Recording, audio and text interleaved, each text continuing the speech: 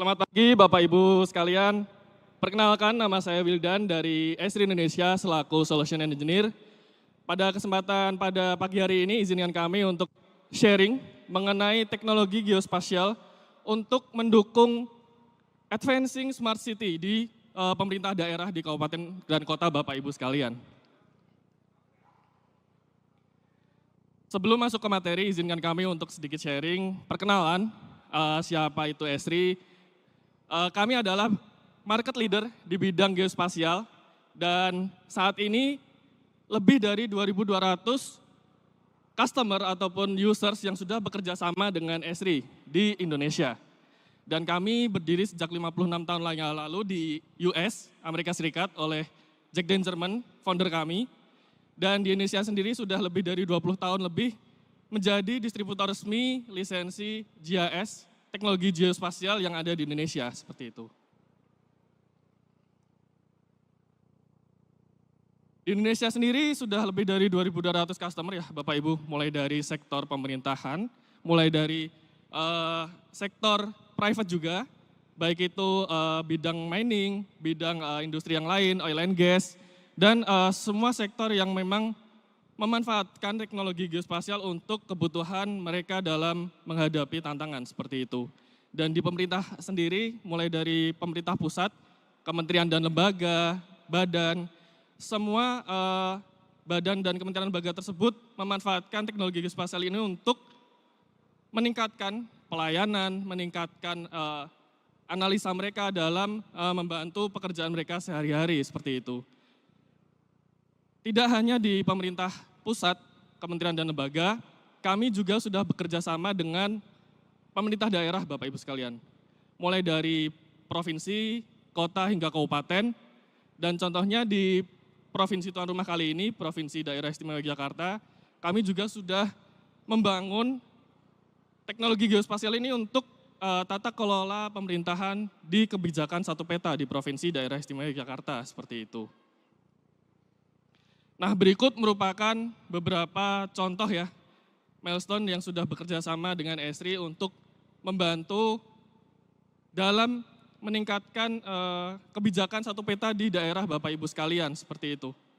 Di sini Esri memang support dari segi analisis, dari segi teknologi, dan kita memang sangat butuh berkolaborasi dengan Bapak Ibu sekalian, khususnya di bidang Kominfo ya. Di sini Bapak Ibu dari Kominfo memang diberi mandat atau diberi amanat untuk menjadi wali data. Wali data baik itu data statistik maupun data spasial Bapak Ibu sekalian. Dan disinilah beberapa contoh pemerintah daerah baik itu provinsi, kota dan kabupaten yang telah berhasil untuk menerapkan kebijakan satu data dan kebijakan satu peta tersebut seperti itu. Berbicara mengenai teknologi geospasial, mengapa teknologi geospasial sangat penting untuk mendukung smart city di kota dan kabupaten Bapak Ibu sekalian. Di sini banyak sekali demand untuk urbanisasi, untuk kebencanaan, untuk lingkungan hidup, dan lain sebagainya ya, hingga ke peningkatan pendapatan daerah Bapak Ibu sekalian. Di sini kemarin ada business matching ya di 3 kelas, baik itu untuk ekonomi, untuk lingkungan, untuk tata kelola pemerintahan, kami bisa masuk ke dalam semua sektor di pemerintahan Bapak Ibu sekalian.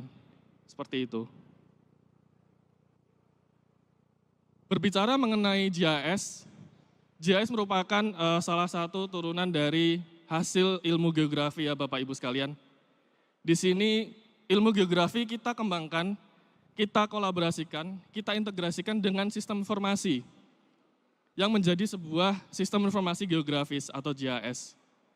Di sini GIS berperan mulai dari collecting data, mulai dari mengambil, menganalisis, memetakan, hingga ke memodelkan, dan pada ujungnya adalah Bapak Ibu sekalian sebagai pemangku kebijakan bisa mendapatkan hasil dan analisis tersebut untuk mendukung pengambilan keputusan, mendukung pengambilan kebijakan, dengan berbasiskan data yang real dan data yang sesuai dengan yang ada di lapangan Bapak Ibu sekalian. Beberapa hal yang dapat diselesaikan ya.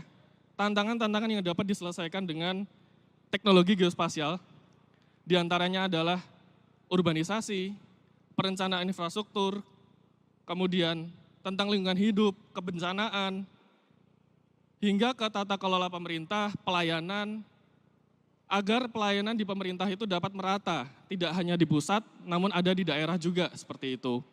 Lalu terakhir terkait dengan safety, terkait dengan keamanan, respon terhadap bencana juga dapat didukung dengan adanya teknologi geospasial ini.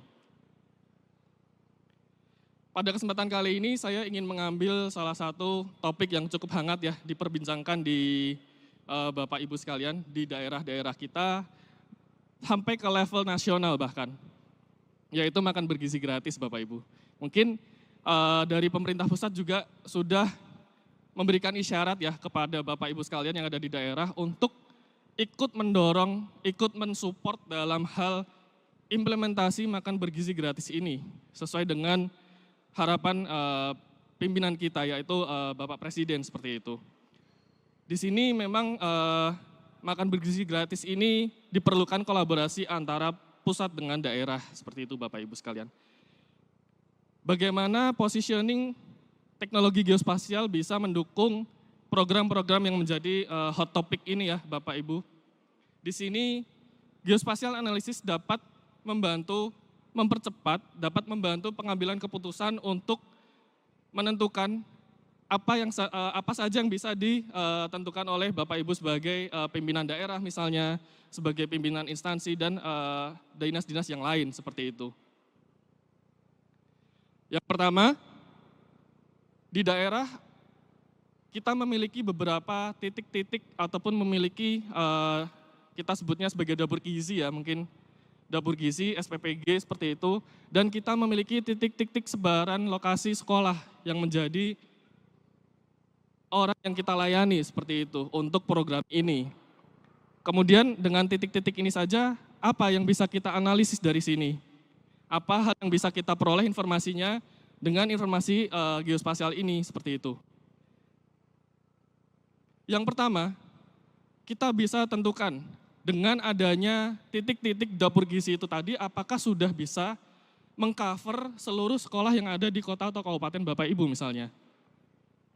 Kita tahu SOP yang sudah ditetapkan misalnya perjalanan delivery makan bergizi gratis itu tidak boleh lebih dari 30 menit misalnya ya.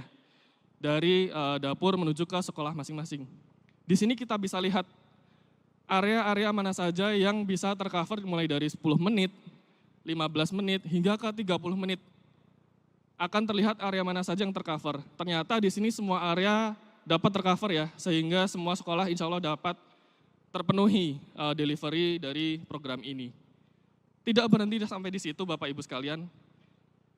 Dalam 30 menit, sebaran dapur gizi tersebut bisa mendeliver ke berapa sekolah sebenarnya. Apakah real 30 menit itu bisa menjangkau sampai ke wilayah pelosok misalnya seperti itu. Di sini kita bisa lakukan analisis lanjutan Bapak Ibu. Ternyata kita ketahui dalam rentang waktu 30 menit tidak semua sekolah itu dapat tercover oleh existing atau titik-titik yang sudah ada, dapur gizi yang sudah dibuat seperti itu. Nah, titik-titik sekolah ini yang memang belum tercover, itulah tugas Bapak Ibu, tugas kita bersama untuk misalnya menambah dapur gizi, bekerja sama dengan catering setempat yang memang bisa menjangkau seluruh sekolah yang ada di wilayah kita semua, seperti itu. Dengan adanya bantuan teknologi geospasial ini kita bisa tentukan di mana saja lokasi yang strategis, bisa menjangkau sampai ke pelosok seperti itu misalnya. Kemudian analisis berikutnya kita bisa tentukan rute yang paling efektif. Karena saat ini kita juga sedang dihadapkan dengan tantangan efisiensi Bapak Ibu, kita harus selalu efektif dalam menentukan kebijakan. Ternyata untuk delivery itu sendiri kita harus tentukan rutenya agar dalam proses delivery-nya dapat maksimal seperti itu.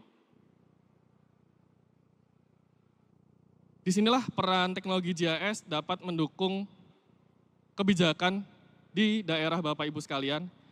Dan memang di sini tidak hanya untuk analisis-analisis terkait dengan makan bergizi gratis saja ya Bapak Ibu sekalian. Di sini peran teknologi geospasial bisa sangat luas, misalnya untuk penentuan lokasi fasilitas kesehatan, penentuan lokasi damkar misalnya, analisis banjir, analisis yang terkait dengan data spasial dapat membantu meningkatkan kesejahteraan masyarakat dan akhirnya smart city ini tidak hanya menjadi sebuah konsep, tapi masyarakat sebagai users kita ya, itu bisa merasakan dampak dari smart city itu sendiri seperti itu. Berikutnya di sini GIS atau geospasial juga sudah dikolaborasikan, sudah bertransformasi dan berkembang menjadi sebuah teknologi geospasial yang bisa menerapkan teknologi artificial intelligence Bapak Ibu sekalian. Geospasial kita kembangkan bersama dengan artificial intelligence, kita sebut sebagai GeoAI. Di dalam GeoAI ini kita melatih mesin-mesin ataupun melatih engine analisis yang ada di dalam komputer Bapak Ibu sekalian. Kita tidak lagi melakukan pemetaan secara manual, kita tidak lagi melakukan analisis secara manual lagi. Dengan adanya bantuan analisis, bantuan model yang sudah kita latih tadi, kita bisa mempercepat proses analisis tersebut. Kita bisa mempercepat proses mendapatkan informasi sesuai yang apa kita inginkan, seperti itu. Misalnya kita ingin mencari perubahan penggunaan lahan, ingin mencari perubahan update tutupan lahan, ingin mencari informasi-informasi detail lainnya dari sebuah citra satelit misalnya seperti itu. Kita dapat lakukan secara otomatis menggunakan teknologi GeoAI atau Artificial Intelligence ini. Dan di dalam GeoAI ini kita bisa terapkan berbagai macam seperti machine learning, deep learning, analisis untuk mendapatkan hasil yang kita inginkan Bapak Ibu.